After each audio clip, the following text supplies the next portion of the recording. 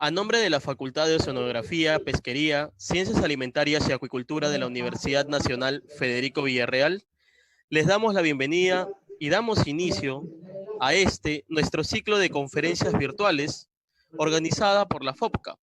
Hoy tendremos las conferencias tituladas Nutrición y Alimentación en Acuicultura, a cargo del ingeniero Carlos Yontop Vélez, seguido de Oceanografía pesquera y sus retos al siglo XXI, a cargo de la doctora Sara Regina Purca Cuicapuza.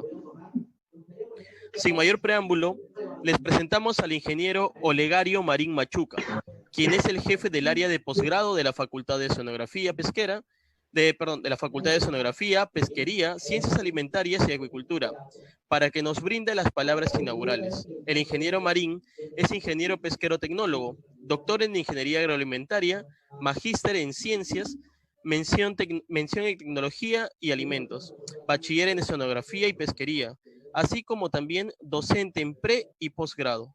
Ha publicado artículos sobre el COVID-19, así como publicación de libros. Adelante, por favor, ingeniero Olegario Marín. Bien, muchas gracias, licenciado Gianmarco. Es un placer dar la bienvenida a todos los participantes a esta conferencia virtual.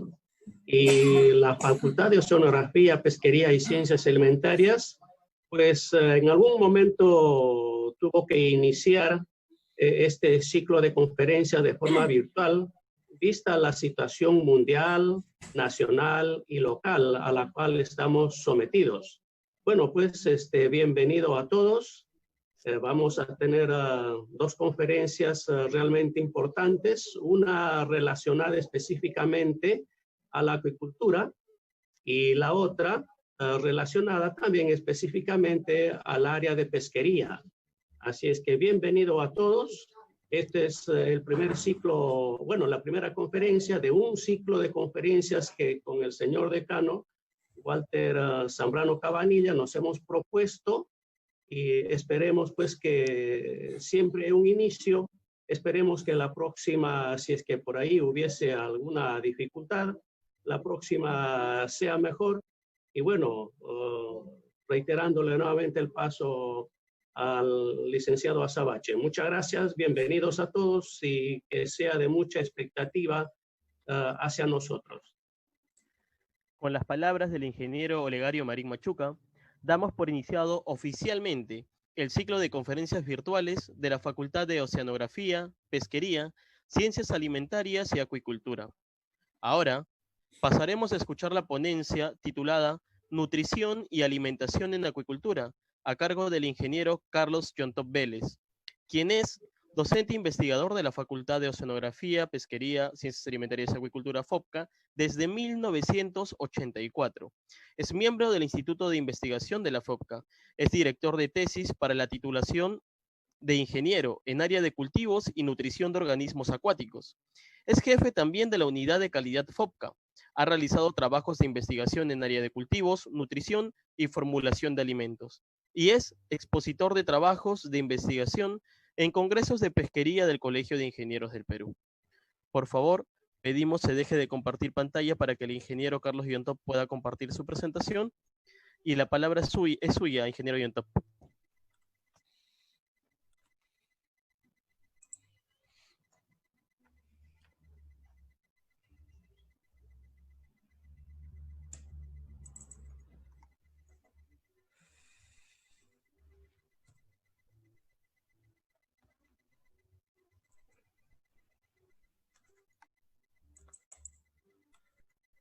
Buenas tardes a toda la concurrencia. Bien, la exposición de hoy día es nutrición y alimentación en agricultura. Tiene que ver respecto a de que la acuicultura es una de las actividades que trata del cultivo de organismos acuáticos, principalmente peces, crustáceos, moluscos, algas, entre las algas las macro y las microalgas, con tal de mejorar esta producción, asegurar la propiedad de las existencias para uso comestible, o sea, para el ser humano, como también para otros usos. También se utilizan sus subproductos para la perfumería, Y también acá está incluido lo que es ornamento, o sea, los peces ornamentales, ¿no? A nivel mundial, la última información del año 18 se ha tenido 114,5 millones de toneladas, que es un máximo histórico en todo lo que es acuicultura mundial, trabajando con 622 organismos.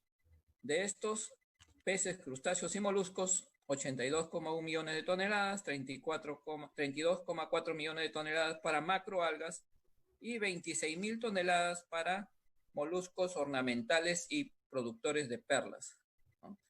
Y esta acuicultura a nivel mundial ha ido creciendo paulatinamente durante todos estos periodos. En el periodo 2011 al 2018, el crecimiento anual ha sido del 4,5%. En nuestro país no se queda atrás, aunque muchas personas lo congregan con lo que es la agricultura, lo confunden con la agricultura. La agricultura tiene pues muchos años en nuestro ambiente y siempre ha ido incrementándose últimamente. Ahora tenemos una producción de 137.787.5 toneladas métricas para el año pasado, o sea, en el 2019, ¿no? Y la acuicultura tiene que ver pues con un proceso de cultivo desde que los reproductores ponen los huevos, nacen las crías y estos hay que llevarlos hasta un engorde que a un tamaño comercial, que es lo que requiere el mercado.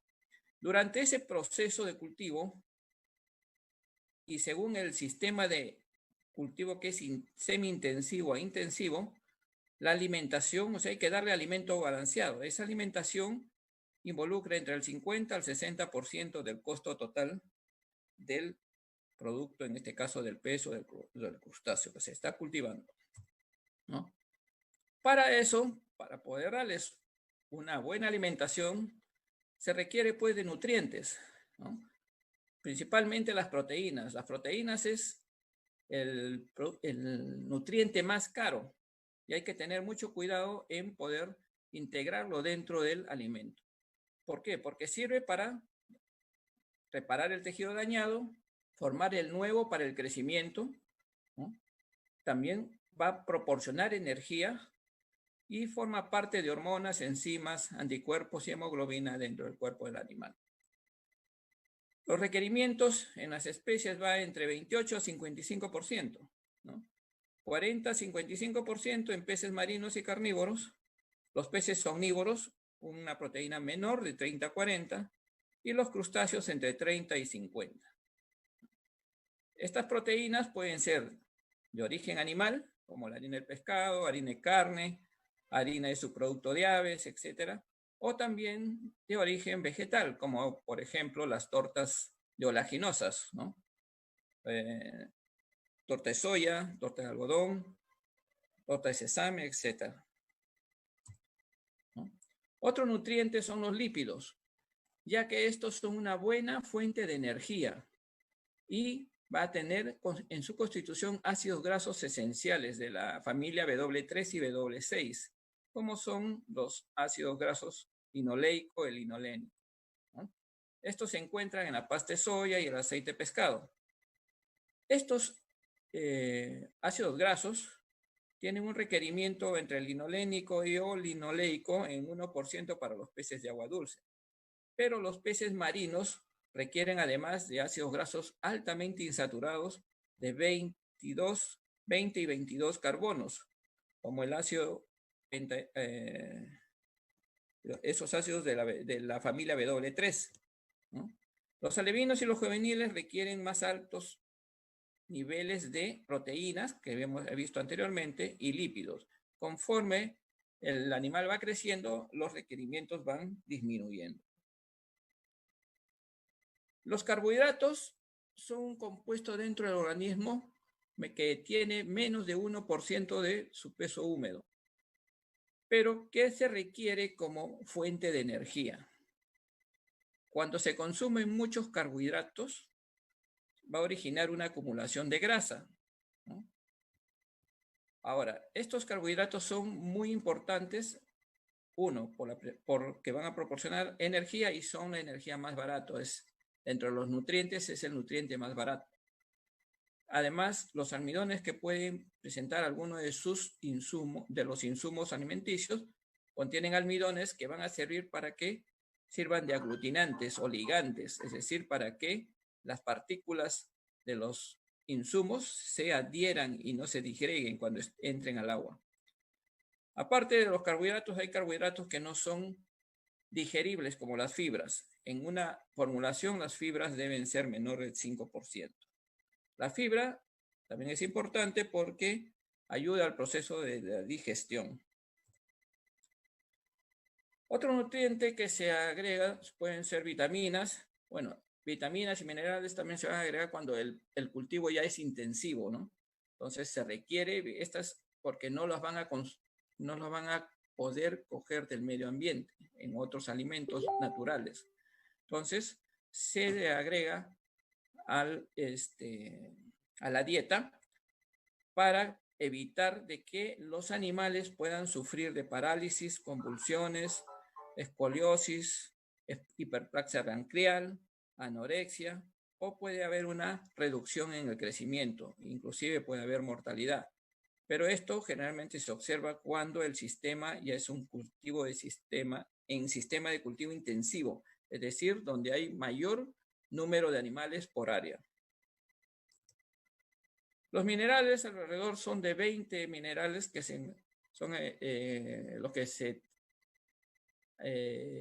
trabaja dentro de una dieta, pero dentro de ellos hay algunos que son mucho más preponderantes, como es el calcio y el fósforo, ¿no? Estos son parte de la estructura ósea y de algunos tejidos blandos, ¿no?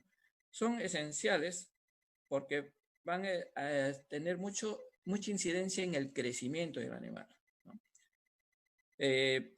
También tienen un proceso importante en la osmorregulación de los peces. Bien, estos nutrientes que se han definido anteriormente son necesarios tenerlos en cuenta para poder posteriormente tener una dieta ideal. Se llama una dieta ideal aquella que va a suplir todos los nutrientes que requiere el animal para poder desarrollar en forma normal, sin enfermarse, ¿no? Y poder tener una rentabilidad posterior buena en el cultivo. Para esta dieta ideal, pues se requieren, además de los requerimientos nutricionales, conocer los hábitos alimenticios que tiene cada animal, ¿no? Así como los seres humanos tienen gusto por una comida u otra comida, y de igual manera los animales tienen sus hábitos alimentarios definidos.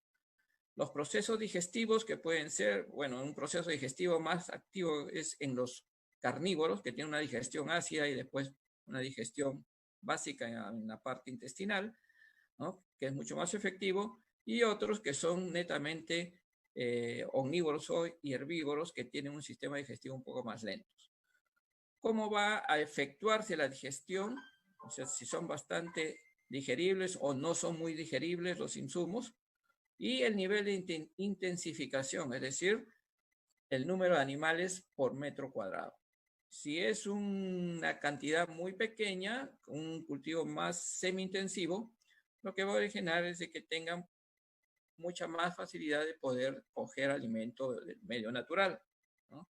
Pero si hay más cantidad de animales por metro cuadrado, entonces todo va a venir del alimento balanceado. Entonces es una dieta completa. Bien, ¿cómo se elabora una dieta, ¿no? Primero se debe formular, teniendo los insumos que se encuentran en el mercado, conocer cuáles los nutrientes que contiene cada uno de ellos. Entonces, la formulación consiste en calcular la cantidad de cada uno de esos insumos que vayan a revertir en una dieta que contenga los requerimientos nutricionales del animal, es decir, cuánto de proteína, cuánto de grasa, cuánto de carbohidratos, cuánto de energía, ¿no? Y al menor costo posible. La formulación la pueden hacer de manera manual, ¿no? Generalmente lo hacen a través de ecuaciones simultáneas o a través de un cuadrado de Pearson. El cuadrado de Pearson es lo que más se utiliza en una formulación efectuado manualmente. Pero cuando se tienen muchos insumos y se van a definir muchos parámetros nutricionales, entonces se hace uso de una programación lineal. Esa programación lineal está en un software, ¿no? Así tenemos un software para formulación de alimentos como el Mixix, ¿no? El Nutrafig, pero también se puede usar el Lindo, ¿no? Es una versión 6.1 para Windows. También es útil para la formulación. Cuando se ha formulado, se encuentra pues una cantidad de volumen de cada uno de los insumos, el cual se va a llevar a porcentajes, como lo tenemos en la parte inferior, ¿no? Por ejemplo, dice harina de maíz 19.41, harina de pescado 10.58, soya 40, subproducto de trigo 30, costo 2.09. Entonces, de acuerdo al volumen que se puede utilizar de uno u otro insumo, los porcentajes van a variar y también va a variar el precio. Una vez que tenemos esa dieta en el papel, con los porcentajes, nos lleva a elaborarlo, es decir, pesar cada uno de esos insumos para poder obtener al final un producto granulado, peletizado o, así como lo ven en la diapositiva, un escamado. Los escamados son generalmente un producto que se utiliza más en apicultura ornamental. Bien, teniendo ya la fórmula, lo siguiente es la manufactura, ¿no? Para poder tener esos peles o el laminado. Lo primero es la recepción de los insumos. Los insumos deben llegar al lugar donde se va a hacer la manufactura del alimento. Se debe hacer un análisis organoléptico, principalmente al inicio, para ver que los insumos no vayan a estar malogrados. Una vez que los insumos ya han sido recepcionados y se ha dado el visto bueno, viene el proceso de molienda. Todos los insumos no tienen la misma granulación. Por lo tanto, hay que reducir la granulación. Mientras más pequeña es la granulación, mejor va a ser para la compactación posterior del pélex, ¿no? Entonces, para reducir el tamaño se usan los molinos. El más usado es el molino de martillo. Ingresan los insumos, el molino los va moliendo, va haciendo una fricción de cada uno de los insumos, los reduce de tamaño. Una vez ya obtenido ese producto con tamaños más pequeños, se deriva hacia una mezcla, para que sea un mezclador para que se origine la mezcla, ¿no? En ese mezclador se colocan todos los insumos y internamente va a haber una serie de paletas que van a girar y van a mezclar todos los insumos.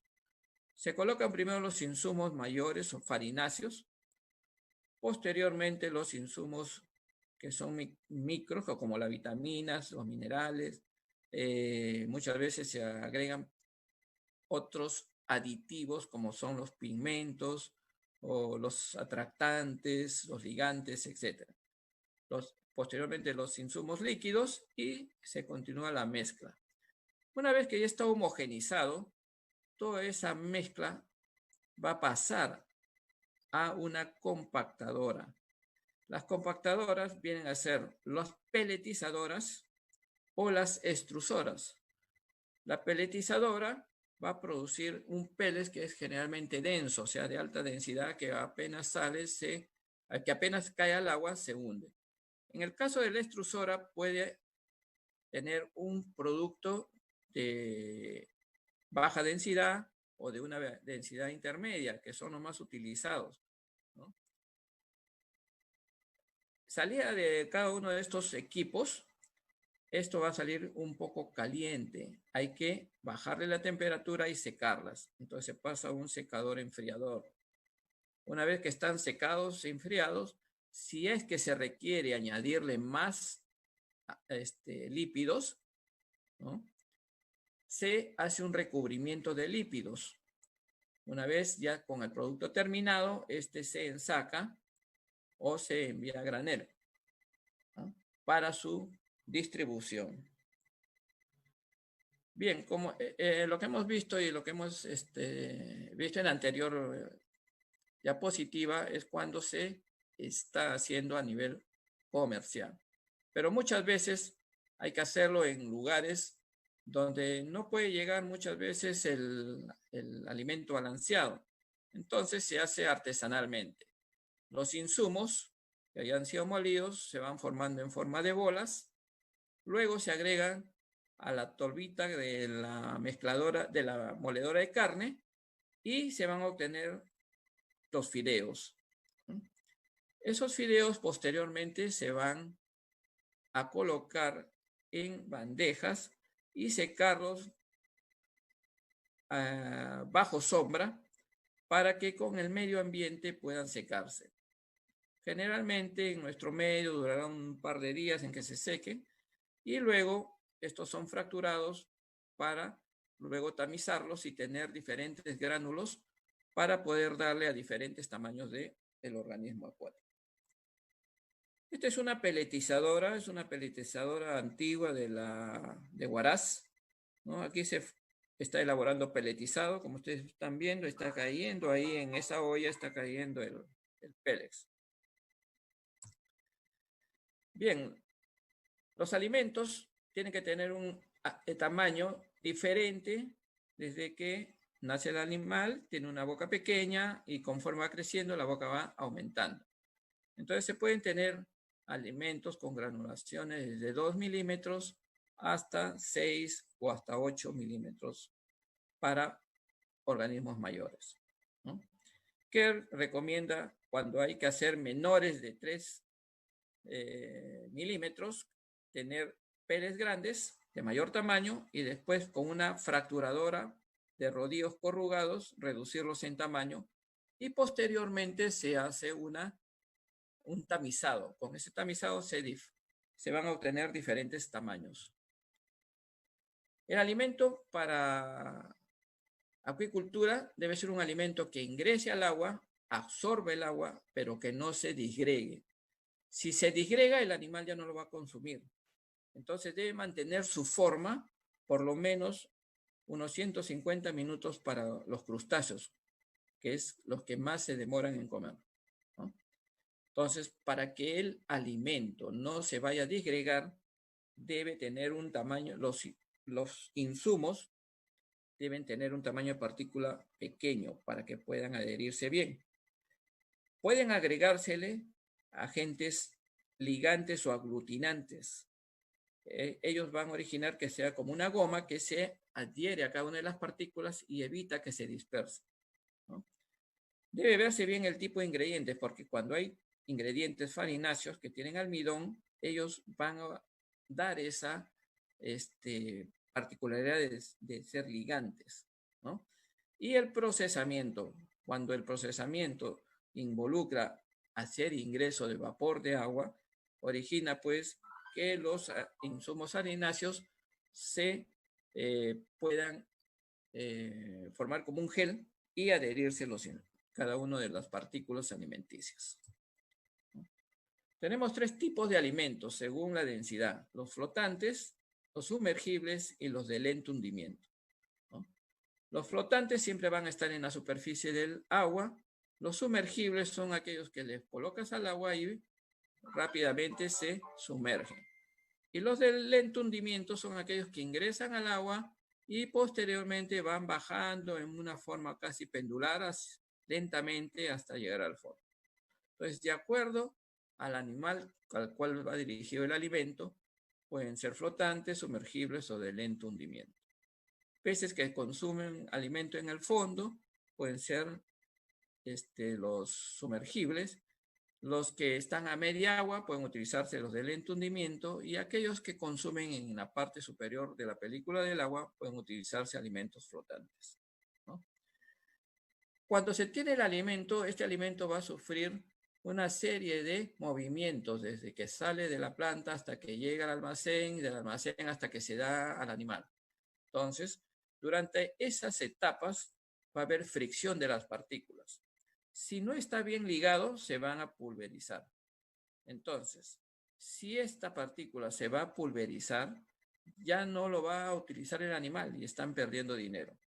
Entonces, cuando el alimento está bien constituido, bien fabricado, ¿no?, siempre va a haber una pequeña pérdida por esa fricción.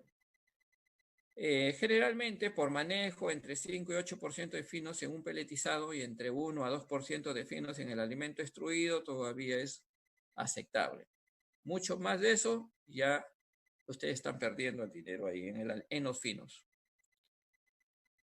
Teniendo el alimento hay que darle al animal.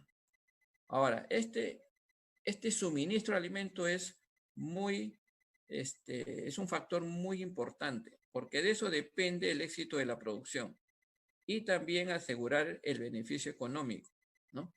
Y por otro lado, evitar que se contamine el medio. Un alimento que no es consumido llega al fondo y lo único que hace es incrementar la materia orgánica dentro del agua. Entonces se está malogrando el medio ambiente. Entonces, para eso tenemos tablas alimenticias. Tablas alimenticias que pueden ser generales o también cuando se consume alimentos de marca, ellos tienen ya una tabla alimenticia que relaciona la temperatura del agua con el peso o la longitud del pez.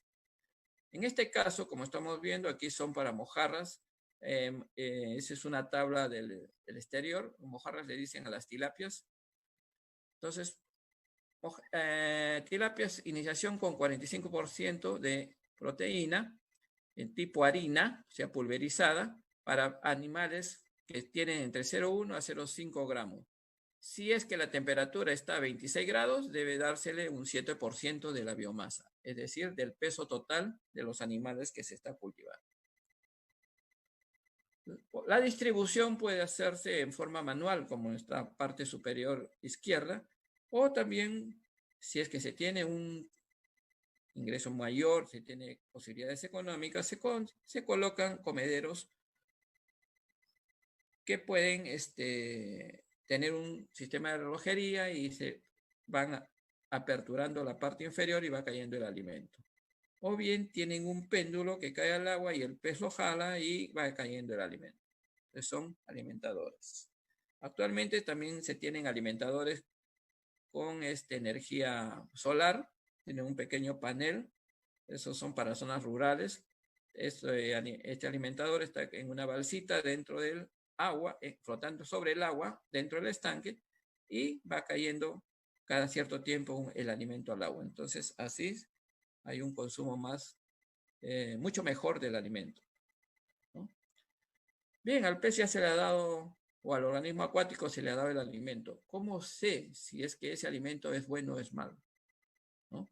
Entonces se tienen ciertos parámetros que hay que ver, como es la ganancia en peso, que involucra tener que ver cuál fue el peso final que han obtenido y con qué peso se inició, dividido entre el peso inicial. La tasa específica de crecimiento, ¿no?, que también involucra el peso final entre el peso inicial por el tiempo en días.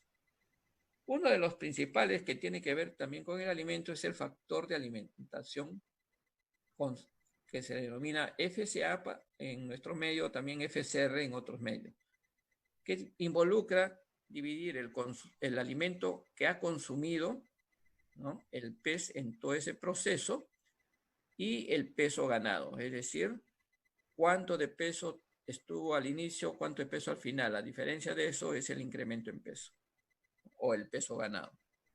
Y también ver cuánto sobrevivió. Si ustedes ingresaron un número inicial de peces, cuántos llegaron al final. Bajo esas características y el costo del alimento, ustedes van a ver su rentabilidad. Bueno, pero hay que tener presente que también los peces hay que darles todos los días, hay que darles de comer. No es porque si hay días que son laborables y días feriados o días que son sábado o domingo no se les va a dar. Tiene que dársele todos los días. Cuando son más pequeños, más número de veces, pueden llegar hasta 8 veces al día. Y cuando ya son adultos, 2 veces al día. Y para eso se deben hacer muestreos cada cierto tiempo. ¿Para qué? Para saber cómo han crecido y también para poder ajustar la ración diaria. Cuando se tiene que hacer un transporte o que tienen que hacerse muestreos para saber cómo han crecido, se le debe evitar 24 horas antes darle alimento para que no vaya a tener problemas en su digestión. Cuando ya los alimentos, si no se vayan a deteriorar, hay que tenerlo dentro de un ambiente cerrado, con ventilación, que no ingrese, que esté limpio, no ingresen roedores ni aves, ni cualquier animal doméstico. Debe estar todos los alimentos ensacados, debe estar sobre parihuelas, ¿no? Y debe haber espacio para que pueda transitarse. Estos insumos, por un lado, o el alimento balanceado que puedan estar dentro del almacén, deben tener humedades menores al 11%. Mayores humedades en el insumo o en el alimento va a ser proclive de que haya una infestación por hongos, y estos hongos van a originar de que muchas veces vayan a tener micotoxinas. Generalmente se debe tener a bajas temperaturas y a baja humedad ambiental. Bien, esto es generalmente la manera en que se trabaja en agricultura con los alimentos.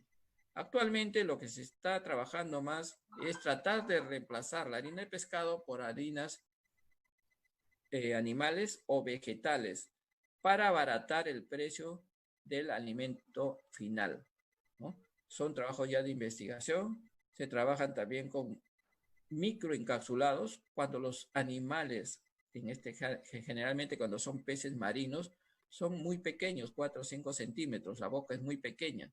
Entonces se hace un alimento microencapsulado, que son de 150, 200, 300 micras. Entonces, son experiencias nuevas que se están trabajando en esta área. Y bien, espero que les haya sido provechoso esta charla y también para poder invitarlos a que se puedan inscribir a la maestría de agricultura que nuestra universidad ha sacado ya la admisión hasta el 25 de julio y pueden tener los informes a través del decanato o la oficina de posgrado de la universidad, de la Facultad de Pesquería. Muchas gracias. Gracias a usted, ingeniero Yontop, por tan lúcida y completa exposición. Les recordamos a los participantes, por favor, que si tienen alguna consulta, alguna pregunta, alguna duda, la hagan llegar por escrito por medio del chat del Zoom y serán contestadas al final de las conferencias. Ahora, habiendo culminado ya la primera participación, pasaremos a escuchar a nuestra segunda expositora, la segunda conferencia, titulada Oceanografía pesquera y sus retos al siglo XXI, la cual se encuentra a cargo de la doctora Sara Regina Purka Cuicapusa. La doctora Purka Cuicapusa trabajó como investigadora en el IMARPE, Área Funcional de Investigaciones Marino-Costeras. Obtuvo el título de ingeniero pesquero por la Universidad Nacional. Por favor, silenciar a los participantes. Uy, no sé. Intento acceso. Obtuvo a la cámara. al anfitrión, por favor, silenciar a los participantes. Obtuvo el título de ingeniero pesquero por la Universidad Nacional Federico Villarreal. Es doctora en oceanografía en la Universidad de Concepción, sí, Chile, con una beca del Servicio Académico de Intercambio Alemán. Ha participado en más de 20 publicaciones relacionadas. Yo puse ya. Con el efecto de variabilidad interestacional decadal de El Niño, Oscilación Sur, ENOS. Desde el 2013 dictó cursos de oceanografía en los programas de maestría en la Universidad Nacional Mayor de San Marcos y la Universidad Nacional Federico Villarreal. En el 2018 recibió el premio For Women in Science 2017, auspiciado por la Fundación L'Oreal, UNESCO, CONCITEC y la ANC. Actualmente participa en el proyecto de Derechos de Pesca, evaluación de la presencia de basura marina, macro, meso y microplásticos en áreas de extracción de recursos hidrobiológicos a lo largo de la costa del Perú y el lago Titicaca de Produce. Adelante, por favor, doctora Purka Cuicapusa. Sí. Muy buenas tardes. Muchas gracias por la invitación. Como bien hizo mención el presentador, vamos a hablar sobre la oceanografía pesquera y sus retos al siglo XXI, para además invitar a todos los participantes a que se inscriban tanto en la maestría de acuicultura y de pesquería de la Universidad Federico Villarreal.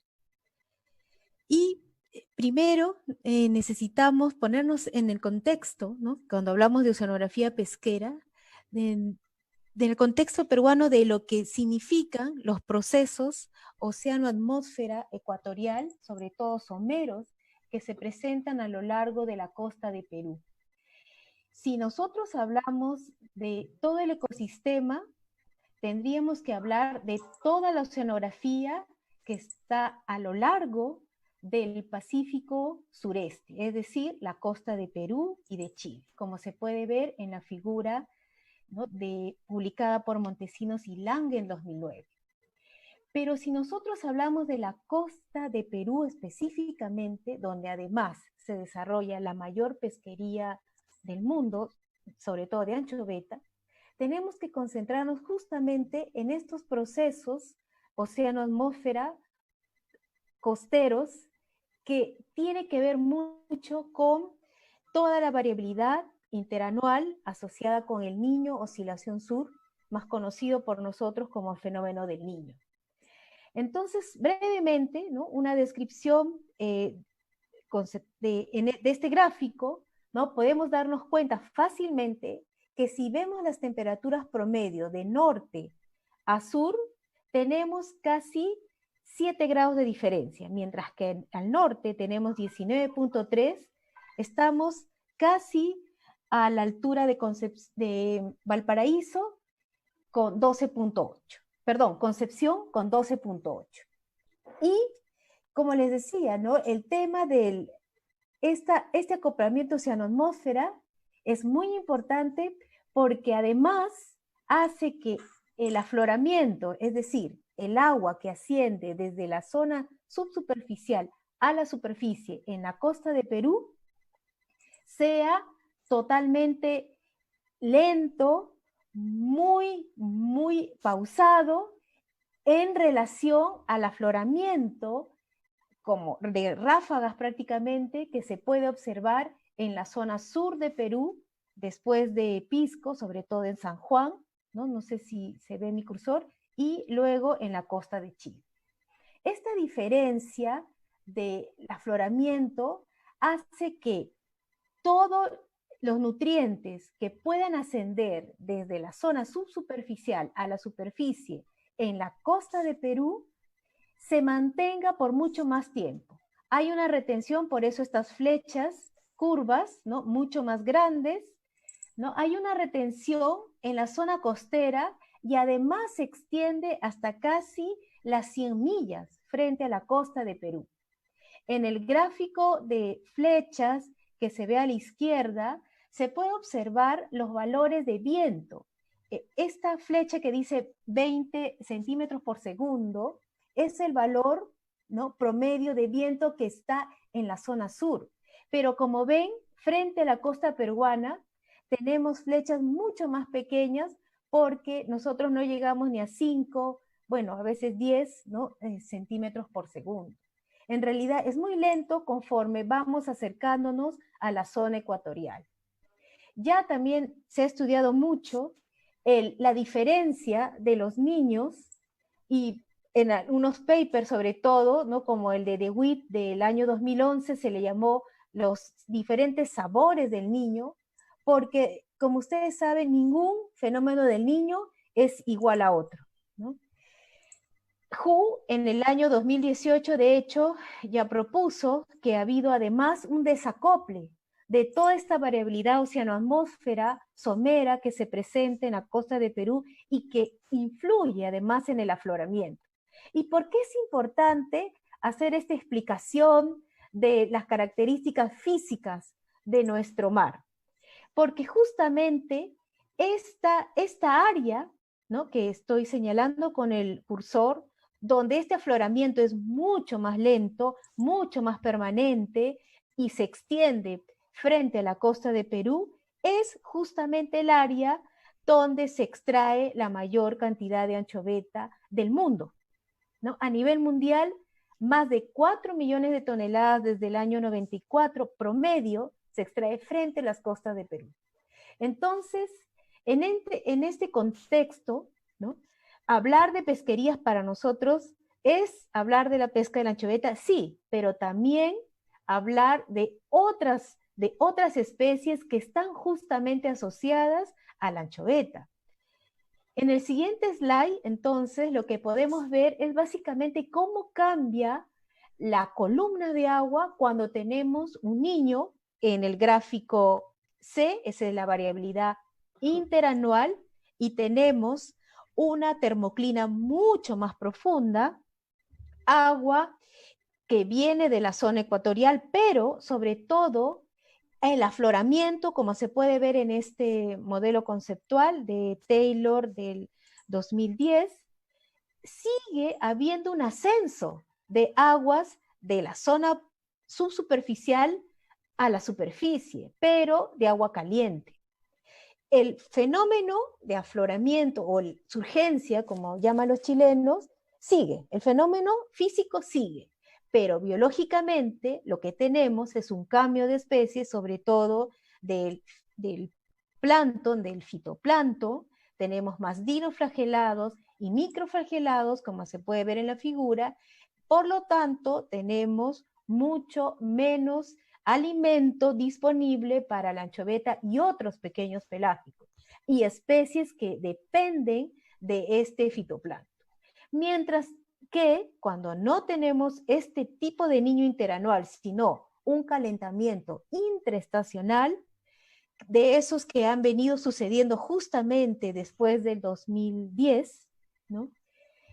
Es de nuevo, ¿no? Una termoclina mucho más profunda en relación al gráfico A, que es la condición normal, donde tenemos fitoplancton con diatomeas, ¿no? Específicamente muy cercana a la costa, y dinoflagelados, un poco más lejos, sílicoflagelados y microflagelados además, pero en menor proporción, que sirven de alimento a la anchoveta y a otras especies. Mientras con estos calentamientos que son mucho más cortos, muy fuertes, se puede ver definitivamente, ¿no? El cambio con algunos sílicoflagelados y el cambio además de la baja, y sobre todo el cambio con otras especies pelágicas también frente a la costa de Perú, ¿no? Y definitivamente influye en la pesquería, ¿no? Esta variabilidad natural influye en la pesquería. Si hablamos ahora del contexto químico, tendríamos que concentrarnos en todo lo que es la variabilidad intraestacional, pero de la mínima de oxígeno. En este caso, en esta gráfica, ¿no? En la parte superior tenemos la señal ecuatorial caracterizada por las ondas Kelvin, ¿no? Tanto del modo 1 y del modo 2, que está afectando no linealmente, sino no linealmente a la profundización de la isoterma de 15, a la mínima de oxígeno y a los nutrientes, y hago énfasis en este tema no lineal porque tenemos que entender, ¿no? Que todos estos procesos oceano-atmósfera, además que estos últimos 10 años ha sufrido un desacople, también tiene un efecto, ¿no? En las especies, sobre todo en los diferentes niveles tróficos, y en la anchoveta con un desacople, ¿no? Y que a nosotros es mucho más fácil de ver, sobre todo cuando observamos la profundización de la isoterma de 15 y la mínima de oxígeno, ¿no? Si pueden ver el cursor, sobre todo, ¿no? Para los últimos 10 años, como mencioné, ¿no? Ya no tenemos ningún acople, por ejemplo, de este efecto del impacto de la Kelvin en la profundización de la isoterma de 15 en la costa de Perú. Por lo tanto, lo que nosotros tenemos es una señal, diferente de respuesta, de mucha mayor frecuencia, de todo lo que es el impacto en este incremento, ¿no? De, sobre todo, especies que pueden vivir con condiciones mínimas de oxígeno. Ha habido toda una discusión, básicamente, ¿no? En lo que podría significar, por ejemplo, ¿no? Cuando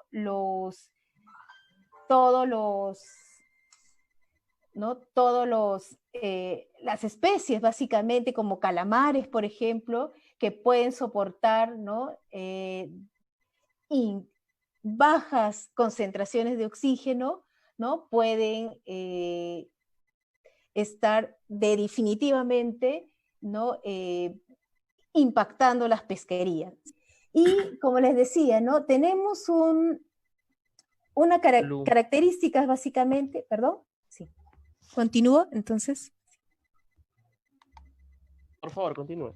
Sí. Entonces tenemos características tanto físicas, biogeoquímicas, sobre todo, que definitivamente van a marcar la diferencia de este incremento de crecimiento, básicamente, de los volúmenes disponibles de anchoveta. Y como les dije, ¿no? Este acoplamiento es muy somero. Estamos hablando de una profundización de casi 200, 250 metros cuando tenemos niños, pero en condiciones normales tenemos 50 metros en promedio, ¿no? Y justamente eso es lo que caracteriza, ¿no? La cantidad de biomasa de anchoveta que está muy somera frente a nuestra costa. Si nosotros entonces ahora vemos los reportes de las pesquerías, como se ve en la pantalla del informe FAO publicado este año, donde se puede básicamente ver las tendencias globales, ¿no? Ahora de todos los stocks, ¿no? De pesca marina del mundo, podemos darnos cuenta que ellos en este reporte hacen mucho énfasis de todo lo que es los indicadores de sostenibilidad. Es decir, hacen una diferencia entre las pesquerías sostenibles y las pesquerías que están sobreexplotadas, sobre todo, ¿no? Y como pueden ver en estos promedios, hay una mayor cantidad, en porcentaje, ¿no? Si hablamos a nivel mundial, tenemos, ¿no? El mayor porcentaje de pesquerías, más del 75% de pesquerías que son sostenibles, ¿no? Según este indicador. Ojo, que estamos hablando de un reporte que solo toma datos hasta el 2017 o 18, de hace 2 años, porque este reporte se actualiza cada 2 años, ¿no? Y si nosotros, a ver, no sé qué hice, no puedo avanzar con mi cursor. ¿Has señalado la opción de anotación? Sí, ahora lo dejo de señalar y a ver si puedo avanzar. Señale, por favor, las diapositivas, las PPT, no al Zoom, sino la PPT misma. Ya, ahí. Ajá, ahora sí. Si nosotros nos concentramos ahora entonces por regiones, FAO lo que hace es hablar de zonas, ¿no? Del Pacífico Este Central, del Pacífico Sureste. Entonces aquí estamos incluyendo no solo las pesquerías de Perú, sino también las de Chile. Pero como podemos ver, tanto en las pesquerías que se desarrollan en el Pacífico Este Central como en el Pacífico Sureste, tenemos pesquerías biológicamente sostenibles, ¿no? Ese es el reporte de FAO y esa es una buena noticia definitivamente para el país, ¿no? Si nosotros ahora vemos esta redistribución relativa ahora al consumo, podemos ver que aquí sí hay una diferencia bastante marcada en relación a lo que es la acuicultura y las capturas de pesquería. En naranja podemos ver cómo va el incremento, ¿no? del consumo humano de todos los productos generados por la acuicultura, mientras que todo, ¿no?, lo que es las capturas por pesca, ¿no?, que es consumida por los humanos, está en decrecimiento. Es alta todavía, pero está en decrecimiento. Según el informe FAO, dice, bueno, que una de las buenas noticias es que efectivamente casi se ha duplicado, ¿no?, el consumo de pescado de los últimos 20 años, sobre todo en los países del tercer mundo, sobre todo, ¿no?, que tienen problemas alimenticios.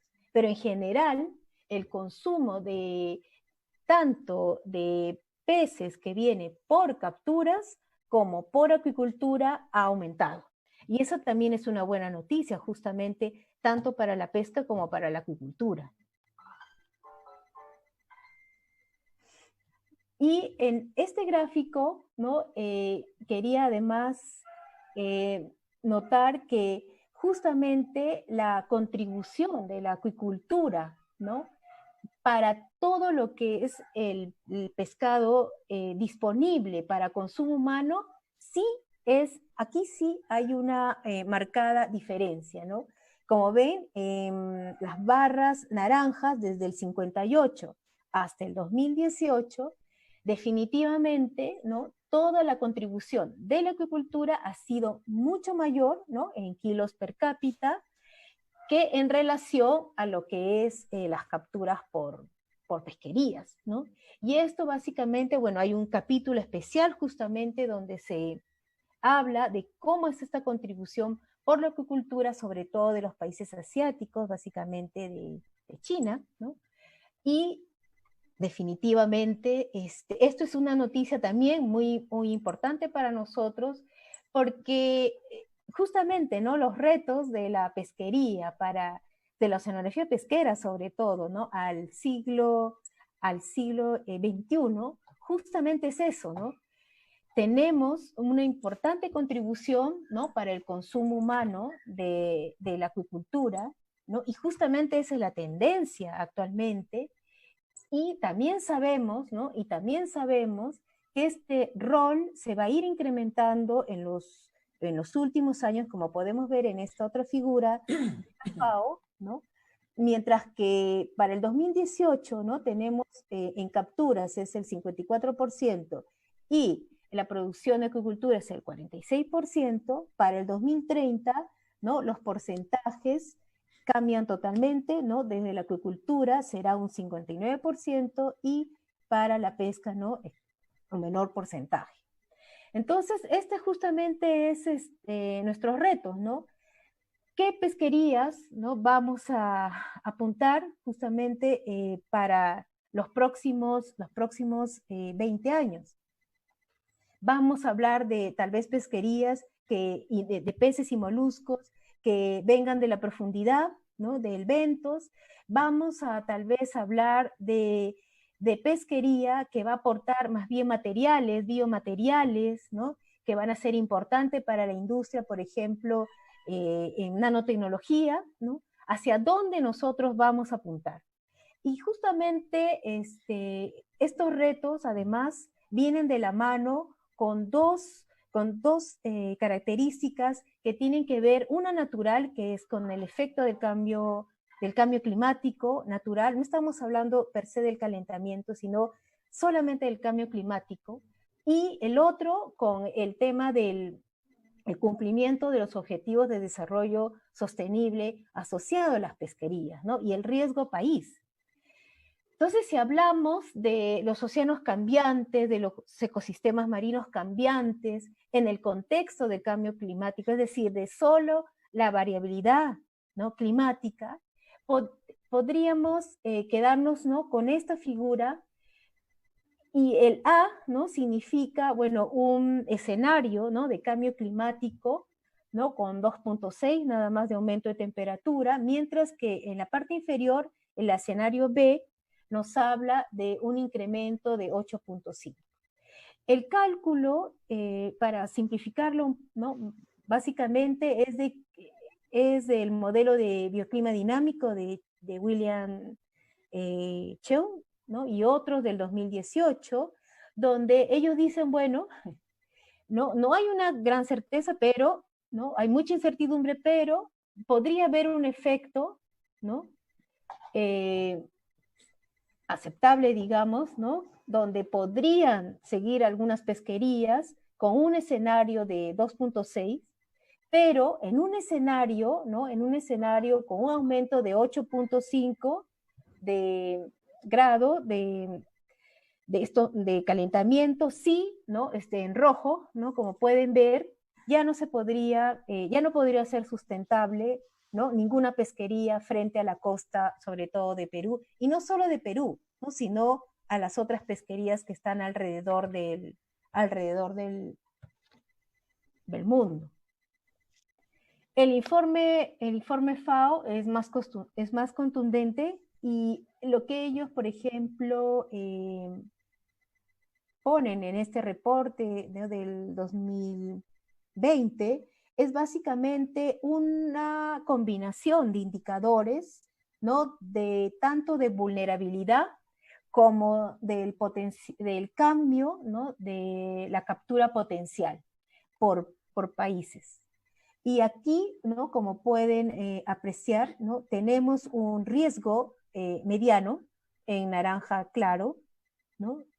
Frente a la costa de Perú, ¿no? Y lo importante, yo creo, de este mapa es que estos cambios, ¿no? Esta data, ¿no? Es una proyección, ¿no? Hasta el 2050, donde donde nos dice, ¿no? Que efectivamente tenemos que estar alerta en relación a lo que podría ser el impacto, ¿no? De las pesquerías frente a la habilidad natural, ¿no? del clima, ¿no? Si bien es cierto, el informe del IPCC habla de una gran incertidumbre, básicamente por la falta de modelos que puedan realmente predecir, sobre todo a escala costera, ¿no? Y nuestra pesquería desafortunadamente es muy costera en relación a estos modelos globales. Nosotros tenemos que igual estar alerta, ¿no? Para con estos modelos y con estos indicadores, ¿no? Entonces, como les decía, ¿no? Son muchos retos, en realidad, el convocar, ¿no? A una maestría en ciencias del mar, habiendo ya algunas en Perú, ¿no? De mucho éxito, es muy importante para la Universidad Federico Villarreal, para la escuela sobre todo de posgrado, porque lo que nosotros estamos, yo creo, ofreciendo no es solamente el tema de la caracterización oceanográfica, sino también el tema de la pesquería y la acuicultura, ¿no? En el contexto de esta variabilidad. ¿Qué vamos a hacer, ¿no? Para los próximos años, ¿no? Sí, en estos climas cambiantes, y sí nuestro riesgo país, ¿no? Con pesquerías que pueden ser vulnerables, podría ser afectadas, ¿no? Con estos cambios naturales, ¿no? Entonces yo invito a todos, ¿no? A que se inscriban a la maestría en Ciencias del Mar, ¿no? De la Escuela de Posgrado de la Universidad Federico Villarreal, y muchísimas gracias por la invitación. Muchas gracias a usted, doctora Purka, y nos disculpamos tanto con usted, las autoridades y todos los presentes por algunas personas que se infiltran tan solo para, digamos, incomodar a los presentes. No es la primera vez que sucede, ni la primera institución que lo padece, pero tratemos de olvidar los malos momentos, y en verdad nos disculpamos con todos. Nuevamente, muchas gracias, doctora Purka, por tan clara y completa exposición. Ahora pasaremos a revisar las preguntas, aunque creo que solo los asistentes nos han dejado un par, las cuales son de Antonia Chávez al ingeniero John Top: ¿qué tipo de aglutinante se utiliza? Y hay otra consulta un poco más abierta, en el cual desean conocer sobre programas libres para formular alimento balanceado. Más allá de eso, no. Y para la doctora, perdón, hay una pregunta más. La variabilidad del afloramiento del bloom algal que ocurre en cada fenómeno del niño por año es mayor o bajo en caso de que se mantenga. Parece que no está bien escrito, pero más o menos eso es lo que nos preguntan. Lo repito si gusta porque es un poco enredado. Para la doctora, la variabilidad del afloramiento del bloom algal que ocurre en cada fenómeno del niño por año es mayor, bajo o en caso se mantiene. Es lo que expresan, tanto para el ingeniero Yontop y para la doctora Purka. No sé si nos pueden responder, por favor. A ver, respecto a aglutinantes, ¿me escuchan? Sí, claro, fuerte y claro. Respecto a aglutinantes, se utiliza mucho la bentonita, ¿no? También pueden trabajar con carboximetilcelulosa, almidón de yuca, es barato, gelatina, colapis, ¿no? Y para lo que son programas, un programa libre es el Lindo. Ustedes ingresen para Lindo, para Windows versión 6,1. Eso lo pueden descargar directamente de la internet. Después, hace tiempo, no sé si seguirá todavía el DAPP, Nutrition 2.1. Es pagado, pero te daban como un mes para poder utilizarlo libremente. Y la vez pasada encontré en Ergomix un link para poder abrir unos programas de formulación. Lo voy a escribir acá en el chat. Eso Perfecto. sería por mi parte. Doctora Purka. Anfitrión, por favor, darle audio a la doctora Purka.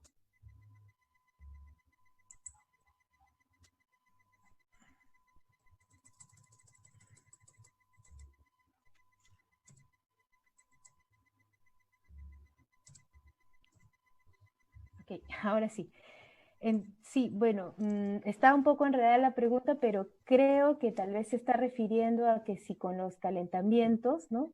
O con el incremento de los calentamientos, podría incrementarse estos blooms algales, ¿no? Que sobre todo de estas algas nocivas que se han venido, están asociados justamente, o que han estado asociados justamente a algunos eventos del niño extremos. Y sí, definitivamente en estos últimos 10 años, justamente con este incremento de la variabilidad intraestacional, se ha venido reportando el incremento también de algunos blooms, sobre todo de algas nocivas, mucho más frecuentemente que en otros años, ¿no? Y este es un tópico que yo no trato directamente, pero que sí definitivamente podría afectar sobre todo, ¿no?, a lo que es los cultivos de concha de abanico, ¿no? Entonces, para especies que dependen justamente, ¿no?, que están en bancos naturales y que dependen justamente de la variabilidad climática, la aparición de estas algas nocivas podría traer problemas gravísimos, ¿no? Y como se ha incrementado, ¿no?, estos pulsos de calentamiento en estos últimos 10 años, definitivamente sí se ha tenido un incremento de estos blooms, ¿no?, de algas nocivas sobre todo, sí. Gracias, doctora Purka. Solo una pregunta más que nos acaba de llegar para no desagradar a los participantes. Para el ingeniero Yontop, ¿por qué aún no se han establecido un requerimiento absoluto de carbohidrato en dieta de peces y camarones? Y perdone, para la doctora acaba de llegar una más. ¿Qué especies migrarían con el avance del calentamiento de las aguas del mar? Por favor, ingeniero Yontop. Bueno, los requerimientos en función a los carbohidratos, muy poco se ha trabajado en esto, pero sí se recomienda que para peces carnívoros no deba pasar del 40% de su volumen en la dieta. En el caso de los peces omnívoros y herbívoros, este contenido de carbohidratos sí puede aumentar, porque ellos pueden digerir muy bien el carbohidrato. Muchas gracias. Doctora Purka, por favor, anfitrión, darle audio, porque está silenciada. Sí. ¿Le repetimos la pregunta? ¿La tiene? Sí. A ver, ¿qué especies migrarían con el avance del calentamiento de las aguas del mar? Claro, básicamente lo que se ha venido encontrando, ¿no? Y los pesqueros lo saben perfectamente, ¿no? De hecho, ellos en el norte, ellos cambian sus aparejos inmediatamente, ¿no? Empiezan los calentamientos. Se tiene la merluza, por ejemplo, asociada a todos estos calentamientos, sobre todo con la profundización de la mínima de oxígeno, ¿no? Y también otra especie que aparece en la costa de Perú es el perico, ¿no? Y también el calamar gigante, ¿no? Pero básicamente la merluza y el perico, ¿no? Son los que caracterizan, son de las pesquerías que en estos últimos años ha estado caracterizando los calentamientos. Lo que se ha estado viendo es de que hay ventanas, ¿no? De 20 años, 25 años o más, donde se pueden observar, ¿no? Que hay diferentes especies que podrían acercarse con estos calentamientos, ¿no? Porque esta condición, este acople, como intentaba explicar en la exposición, ¿no? De océano-atmósfera en la zona ecuatorial, es constante, ¿no? Es permanente, lo tenemos, ¿no? Siempre, desde el Holoceno, se ha podido inclusive reconstruir, ¿no? Con escamas de peces, ¿no? Como algunas especies prevalecen más, ¿no? que otras, y la sardina, obviamente, ¿no? Es una de las que está presente, ¿no? Con estos calentamientos. Los cupleidos, sobre todo la caballa, ¿no? Es otra especie que también, ¿no? Se ha caracterizado por estar asociado a estos calentamientos, pero no siempre ha sido así, ¿no? Siempre ha habido regímenes, ¿no? de diferentes especies, ¿no? Entonces, es muy interesante cuando uno puede hacer esta reconstrucción en el tiempo y sobre todo con el análisis de sedimentos en el pasado para poder justamente ver cómo las especies, ¿no? Naturalmente varían, porque estamos hablando obviamente de señales que se han podido obtener inclusive antes del impacto de la pesquería, ¿no? De la extracción de la anchoveta. Entonces, sí, no sé, espero responder un poco, ¿no? la pregunta. Muchas gracias, doctora Purka. Muchas gracias, ingeniero Yontop. Muy agradecidos en verdad por resolver nuestras dudas. Y llegando ya casi a la parte final, le brindamos las palabras al doctor Walter Zambrano, quien es decano de la Facultad de Oceanografía, Pesquería, Ciencias Alimentarias y Acuicultura, la facultad organizadora de este ciclo de conferencias virtuales, la Vía Real, adaptándose a las necesidades en el momento. Adelante, por favor, señor decano. Y además nos hacen una consulta porque hay personas interesadas en saber quiénes van a dictar las maestrías. Por favor, anfitrión, darle audio al señor decano.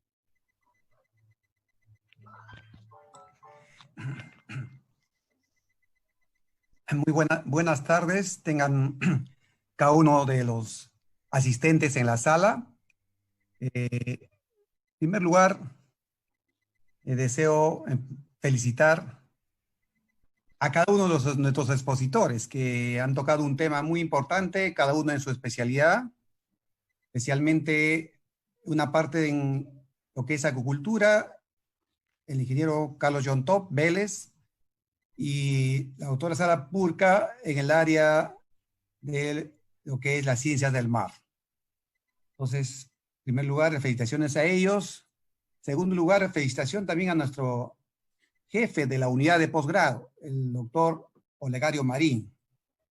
Él, a raíz de que está en esta gestión, está desarrollando y está difundiendo dos maestrías muy importantes que nosotros tenemos en la actualidad. Estas conferencias virtuales que estamos efectuando, vamos a continuar nosotros con más temas relacionados a nuestra especialidad.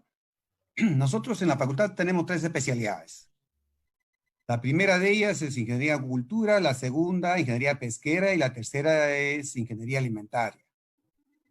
Entonces, más adelante continuaremos con las conferencias e incluiremos a la especialidad de Ingeniería Alimentaria también, ¿no?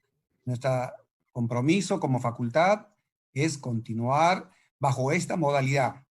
Nosotros, como lo ha manifestado el doctor Marín, por estos motivos del estado de emergencia, estamos saliendo a hacer estas conferencias en forma virtual. Si no, lo hubiéramos realizado en nuestro local de lo que muchos conocen, en calle Francia, la cuadra 7 de calle Francia, y estaríamos ahí nosotros haciendo este tipo de conferencias. Pero como facultad nos comprometemos a continuar haciendo conferencias virtuales bajo este medio. Y asimismo, la siguiente ciclo de conferencias, los temas que van a ser reproducción y alevinaje en trucha, y también vamos a tocar el tema sobre lo que es el niño costero y sus efectos en el Perú. Ahora, el tema o inquietud que tienen, ¿no? ¿Quiénes van a ser los docentes de las maestrías de acuicultura y ciencias del mar? Bueno, desde ya 2 años atrás, la sección de posgrado de la universidad hace los concursos para la contratación de docentes en las diferentes maestrías y doctorados que tenemos nosotros en la Universidad Federico Villarreal. Así que estarán las asignaturas, ¿no? serán concursadas para que los docentes que tuvieran la especialidad pudieran concursar a estas plazas. Así que no podemos dar nombres, pero podemos decir de que nuestros docentes también podrán concursar, y también docentes que no son de nuestra facultad también pueden hacerlo. Así que lo que se trata es de hacer una selección en cuanto a docentes para que puedan dictar las diferentes asignaturas de estas 2 maestrías. Entonces, la inquietud será de repente antes de cerrar con la clausura, si tuvieran alguna otra inquietud, si es que, no sé. No hay ninguna otra.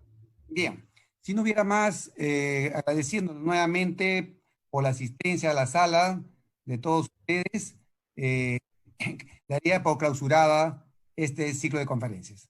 Muchas gracias y buenas tardes. Muchas gracias, ingeniero Zambrano. Entonces, al público asistente virtual, nos despedimos y agradecemos su presencia, no sin antes comunicar y recordar, como bien ha dicho el señor decano, que en nuestra próxima sesión de conferencias virtuales será el día 17, viernes 17, a las 4 de la tarde, y los temas serán el niño costero y sus impactos en el Perú y reproducción y alevinaje de trucha. Los invitamos, no olviden inscribirse a las maestrías en acuicultura y la maestría en ciencia del mar, las cuales tendrán como fecha para el examen de admisión el día 25 de julio de 2020.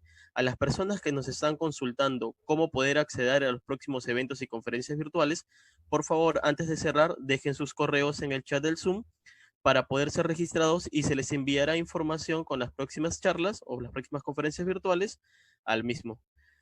Muchas gracias y buenas tardes con todos.